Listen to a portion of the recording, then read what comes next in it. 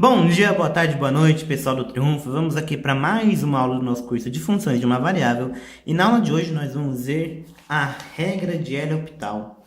Bom, a regra de L'Hopital, gente, ela vai ajudar a gente a resolver limites, tudo bem? Aí, por que a gente vai ver essa regra só agora que a gente está no meio do curso de derivadas? Porque, na verdade, apesar de ser uma regra para a gente resolver limites, a gente vai utilizar a derivada para resolver o limite. Então vamos ver hoje aqui nessa aula a teoria, tudo bem? E mais pra frente a gente vai ver uma aula de exemplo com alguns exemplos de resolução de exercícios para fixar bem essa ideia na cabeça.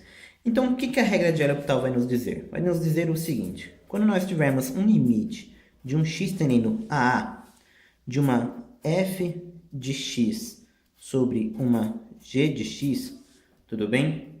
Nós vamos poder aplicar L'Hopital. Mas não é só quando for nesse caso. Para a gente poder aplicar a regra de L'Hopital, nós vamos ter dois casos especiais, tudo bem?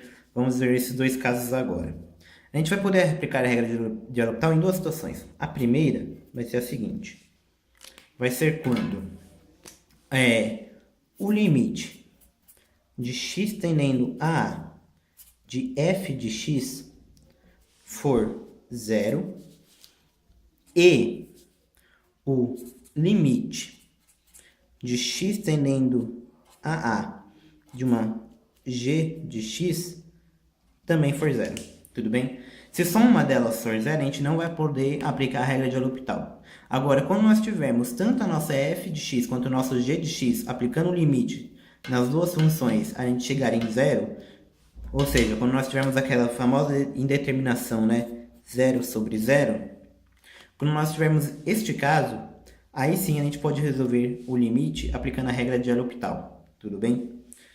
O segundo caso, vamos ver aqui, o segundo caso vai ser o seguinte: quando o nosso limite de f de x com x tendendo a A for igual a mais ou menos infinito, tudo bem? E o nosso limite de x tendendo a A da nossa g de x também for mais ou menos infinito, tudo bem? Então, quando nós tivermos 0 sobre 0 ou infinito sobre infinito, aí nós vamos poder aplicar a regra de L'Hopital, tudo bem? E é a mesma história. Se só um deles for infinito, nós não podemos aplicar essa regra. É importante isso. É só quando o limite de uma isolada for 0 e da outra também, e o limite da f for infinito e a da g também. E como é que a gente vai usar a regra de L'Hopital, né? O que a regra de L'Hopital vai nos dizer? Então vamos aqui.